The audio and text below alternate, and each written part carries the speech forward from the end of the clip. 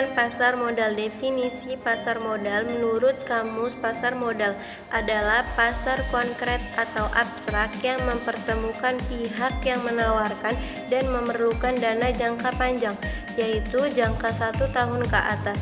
Umumnya yang termasuk pihak penawar adalah perusahaan asuransi, dana pensiun, bank-bank tabungan. Sedangkan yang termasuk peminat adalah perusahaan, pemerintah, dan masyarakat umum. Pasar modal akan memberikan kesempatan pemindahan dana dari mereka yang kelebihan dana ke mereka yang membutuhkannya. Dengan adanya pasar modal yang menguntungkan, individu akan mendapatkan kepuasan yang lebih baik. Pasar modal pada dasarnya bertujuan untuk menjembatani aliran dana dari pihak yang memiliki dana, disebut investor, dengan pihak perusahaan yang memerlukan dana. Pasar modal berbeda dengan pasar uang atau money market. Pasar uang berkaitan dengan instrumen keuangan jangka pendek, jatuh tempo kurang dari 1 tahun dan merupakan pasar yang abstrak. Instrumen pasar uang biasanya terdiri dari berbagai jenis surat berharga jangka pendek seperti sertifikat deposito, commercial paper, sertifikat Bank Indonesia atau disebut SBI, dan surat berharga pasar uang atau disebut SBPU.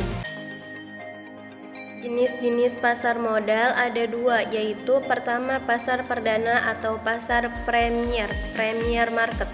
Ada yang disebut sebagai pasar perdana. Apa itu perdana? Perdana adalah suatu wadah penawaran saham untuk pertama kali yang dilakukan oleh emitin kepada investor selama waktu yang telah ditentukan oleh pihak penerbit atau AISUR. Biasanya itu dilakukan dalam 6 hari kerja sebelum saham atau stok tersebut diperdagangkan di pasar sekunder market. Yang kedua ada pasar sekunder market. Pasar sekunder market adalah kelanjutan dari pasar perdana, yaitu suatu wadah terjadinya transaksi jual beli berbagai macam efek di mana efek-efek tersebut telah melewati masa penawaran di pasar perdana sekurang-kurangnya 90 hari. Nah, setelah mendapatkan izin emisi, maka efek-efek tersebut tercatat di dalam Bursa Efek Indonesia. Transaksi yang terjadi di pasar sekunder tidak lagi dilakukan oleh investor dengan emiten, melainkan dilakukan oleh investor dengan investor. Di sanalah nantinya terjadi permintaan. Lalu ada struktur pasar modal, di mana ada lembaga penjamin simpanan, Bank Indonesia, OJK, dan Kementerian Keuangan. Lalu di bawahnya itu ada 3 lembaga lagi, ada Bursa Efek Indonesia, KPI, dan KSEI. Untuk Bursa Efek Indonesia adalah sebagai otoritas bursa yang menyediakan sistem perdagangan efek di pasar modal, lalu dan penjaminan. Sedangkan KSEI yaitu menjadi kustodian alias lembaga penyimpanan dan penyelesaian transaksi. Ketiganya antara Bursa Efek Indonesia, KPI, dan KSEI terafiliasi karena Bursa Indonesia atau Bursa Efek Indonesia memiliki saham baik di KPI maupun KSEI, dan KPI memiliki saham di KSEI. Struktur pasar modal terbagi lagi menjadi 5. Ada perusahaan efek, yaitu lembaga ini bertanggung jawab dalam pengelolaan keuangan untuk disalurkan dalam bentuk efek atau surat berharga. Perusahaan efek terdiri dari 3 badan utama, yakni penjamin emisi, perantara pedagang efek, dan manajer investasi. Pertama, penjamin emisi merupakan perusahaan yang menyusun kontrak perjanjian bersama emiten, di mana emiten adalah pemilik surat berharga atau portofolio efek yang diterbitkan dalam pasar modal untuk mendapatkan modal dari investor. Lalu ada perantara pedagang efek, bertugas melakukan perdagangan jual beli efek bagi kepentingan pribadi atau nasabah. Dan ada manajer investasi, adalah ahli profesional pengelola dana investor nasabah. Kedua, ada lembaga penunjang, yaitu pihak krusial yang menjaga stabilitas dan kelancaran transaksi dalam pasar modal. Badan ini terdiri dari kustodian, lalu ada Bina Administrasi Efek, Wali Amanat, Pemeringkat Efek, penilai harga efek, dan perlindungan dana pemodalan. Yang pertama, kustodian adalah bank penyimpan aset, surat berharga, dan instrumen lain berbentuk non-saham. Lalu ada bina administrasi efek adalah fasilitator bagi perusahaan emiten dan investor dalam menjalankan aktivitasnya di bursa efek. Lalu ada wali amanat, berperan sebagai wakil investor atas transaksi pasar modal. Lalu ada pemeringkat efek, adalah pihak yang melakukan penilaian kemampuan membayar kembali surat utang serta menyediakan jasa informasi mengenai perusahaan di pasar modal. Kelima, ada penilai harga efek, adalah lembaga resmi yang melakukan penilaian dan penetapan harga pasar wajar secara harian. Lalu ada perlindungan dana pemodalan. Dalam pelaksanaannya, wajib memiliki paling sedikit 3 fungsi, yaitu fungsi investasi, fungsi pembukuan dan keuangan, serta fungsi pengawasan internal dan kepatuhan. Ketiga, ada profesi penunjang. Ada akuntan, melakukan audit atau pemeriksaan dan memberikan pendapat terhadap laporan keuangan.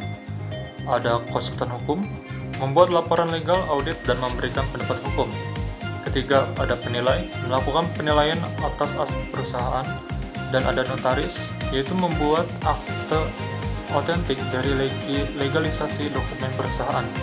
Semua profesi yang melakukan kegiatan di bidang pasar modal wajib terlebih dahulu terdaftar di OJK dan wajib menaati kode etik dan standar profesi yang ditetapkan oleh asosiasi profesi masing-masing.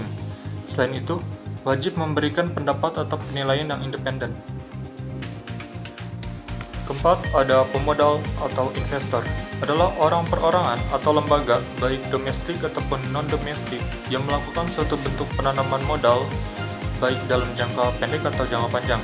Di sini ada 3, ada BAPMI, yaitu memberikan alternatif penyelesaian sengketa atas sengketa yang terjadi di dalam pasar modal, yaitu pendapat yang mengikat, mediasi, dan arbitrase. Lalu ada SIPF, yaitu lembaga perlindungan yang diawasi oleh OJK untuk memberikan perlindungan atas aset investor melalui dana perlindungan pemodal atau DPP. Lalu ada IPA atau IPPA, adalah lembaga swasta yang berfokus pada valuasi surat berharga pendapatan tetap Indonesia tentang sukuk atau obligasi syariah. Dan yang kelima adalah emiten. Di sini contoh itu salah satunya ada reksadana. Setelah struktur pasar modal, kita beralih ke produk-produk pasar modal.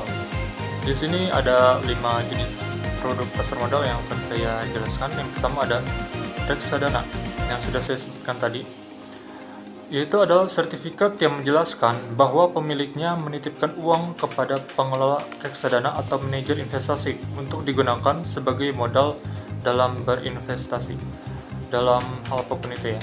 Lalu ada saham, adalah tanda penyertaan atau kepemilikan seseorang atau badan dalam suatu perusahaan. Lalu ada saham preferen, adalah gabungan antara obligasi dan saham biasa. Biasanya saham preferen. Strategi investasi di pasar modal. Beberapa strategis yang dapat digunakan dalam melakukan investasi di bursa efek, khususnya dalam bentuk saham, antara lain sebagai berikut. Yang pertama, mengumpulkan beberapa jenis saham dalam satu portofolio. Yang kedua, membeli di pasar perdana dan dijual setelah saham tersebut dicatatkan di bursa. Yang ketiga, beli dan simpan. Yang keempat, membeli saham tidur. Yang kelima, strategi berpindah dari saham yang satu ke saham yang lain. Yang keenam, konsentrasi pada industri tertentu. Yang ketujuh, reksadana atau mutual fund. Selanjutnya, pengertian investasi. Investasi adalah aktivitas menempatkan modal baik berupa uang atau aset berharga lainnya ke dalam suatu benda, lembaga atau suatu pihak dengan harapan investor kelak akan mendapatkan keuntungan setelah kurun waktu tertentu. Strategi investasi di pasar modal. Beberapa strategi yang dapat digunakan dalam melakukan investasi di bursa efek, khususnya dalam bentuk saham, antara lain sebagai berikut. Yang pertama, mengumpulkan beberapa jenis saham dalam satu portofolio. Yang kedua, membeli di pasar perdana dan dijual setelah saham tersebut dicatatkan di bursa. Yang ketiga, beli dan simpan. Yang keempat, membeli saham tidur. Yang kelima, strategi berpindah dari saham yang satu ke saham yang lain. Yang keenam, konsentrasi pada industri tertentu. Yang ketujuh, reksadana atau mutual fund. Pengertian investasi. Investasi adalah aktivitas menempatkan modal baik berupa uang atau aset berharga lainnya ke dalam suatu benda, lembaga, atau suatu pihak dengan harapan investor akan mendapatkan keuntungan setelah turun waktu tertentu. Tujuan investasi. Tujuan investasi dapat dibagi menjadi 3. Yang pertama adalah investasi dana pensiun. Investasi dapat bertujuan untuk mendapatkan sejumlah dana pada masa tua atau masa pensiun. Yang kedua, investasi individu. Investasi individu dapat bertujuan untuk mendapatkan kehidupan yang lebih masa akan datang. Yang ketiga, investasi yang dilakukan pihak asing di sebuah negara berkembang bertujuan untuk meningkatkan kesejahteraan masyarakat di negara tersebut. Keuntungan investasi saham. Investasi saham adalah kegiatan penanaman modal yang menjanjikan return cukup tinggi. Beberapa keuntungan lain bagi investor yaitu yang pertama, dapat dijalankan secara fleksibel. Kemudahan yang akan kita dapatkan melalui investasi saham adalah pengoperasiannya dapat dilakukan secara online, mulai pembelian hingga penjualan, sehingga tidak ada mengganggu pekerjaan utama. Yang kedua, adanya potensi capital gain. Manfaat investasi saham adalah potensi capital gain berupa keuntungan dari selisih antara harga jual dengan harga beli. Biasanya, makin banyak yang diinvestasikan, makin besar pula potensi capital gain yang diperoleh. Yang ketiga, dividen saham. Keuntungan selanjutnya dari investasi saham adalah investor akan memperoleh pembagian dividen, yakni laba sesuai banyaknya modal yang ditanamkan. Jenis-jenis resiko investasi dalam saham. Yang pertama, resiko suku bunga adalah resiko yang muncul akibat adanya peningkatan suku bunga. Meskipun suku bunga meningkat, keuntungan investasi dan nilai obligasi berbunga akan mengalami penurunan yang signifikan. Yang kedua, risiko inflasi atau risiko daya beli adalah risiko yang muncul akibat adanya inflasi. Yang ketiga, risiko nilai tukar mata uang adalah jenis risiko investasi yang terjadi karena adanya perubahan kurs valuta asing. Yang keempat, resiko komoditas adalah resiko yang muncul karena adanya perubahan harga komoditas tertentu. Biasanya, hal tersebut dipengaruhi oleh faktor resiko lain, seperti fluktuasi harga atau permintaan dan penawaran. Yang kelima, resiko negara atau politik adalah resiko yang muncul karena adanya perubahan peraturan perundang-undangan suatu negara. Akibatnya, imbal hasil bisa menurun, bahkan hilang. Cara meminimalisir resiko investasi. Cara meminimalisir resiko investasi antara lain, yang pertama, tetapkan tujuan dalam berinvestasi. Tujuan utama berinvestasi itu untuk memperoleh return yang tinggi, sehingga berpotensi semakin kaya dari investasi. Namun sebelum berinvestasi, pastikan menetapkan jangka waktu investasi yang diinginkan sesuai dengan potensi resikonya. Misalnya, memutuskan berinvestasi jangka pendek, maka reksadana bisa jadi pilihannya. Berinvestasi pada reksadana itu aman bagi pemula. Kemudian yang kedua, lakukan diversifikasi investasi. Salah satu cara mengelola risiko investasi itu dengan diversifikasi investasi. Semakin besar modal yang kita investasikan, semakin besar pula potensi return yang akan kita terima. Yang ketiga, gunakan instrumen investasi yang sesuai. Untuk menghasilkan return yang tepat, maka kita perlu berinvestasi pada instrumen yang sesuai dengan tujuan. Bagi pemula, sebaiknya kita berinvestasi pada portofolio yang terbilang aman, seperti reksadana, deposito, P2P lending, dan emas. Namun, apabila ingin hasil maksimal, kita bisa berinvestasi pada obligasi dan saham. Yang keempat, lakukan pengawasan investasi. Berinvestasi itu bukan menaruh uang kemudian membiarkannya begitu saja. Namun, berinvestasi itu menggunakan uang sebagai daya ungkit untuk menarik return yang tinggi. Maka kata kuncinya adalah melakukan pengawasan. Arti dari pengawasan adalah memegang penuh kendali atas investasi yang kita lakukan. Yang kelima, belajar dan mendalami ilmu investasi.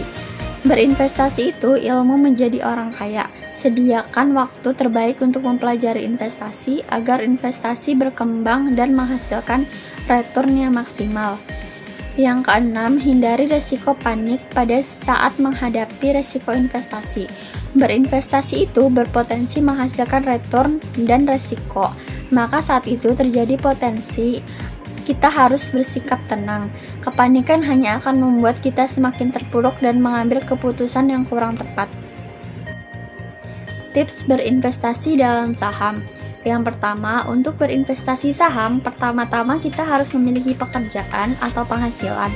Yang kedua, sisihkan sebagian penghasilan yang didapatkan. Yang ketiga, beli secara rutin selama periode investasi yang diinginkan. Misal, tiap bulan selama 1 tahun. Yang keempat, market crash, serok atau borong.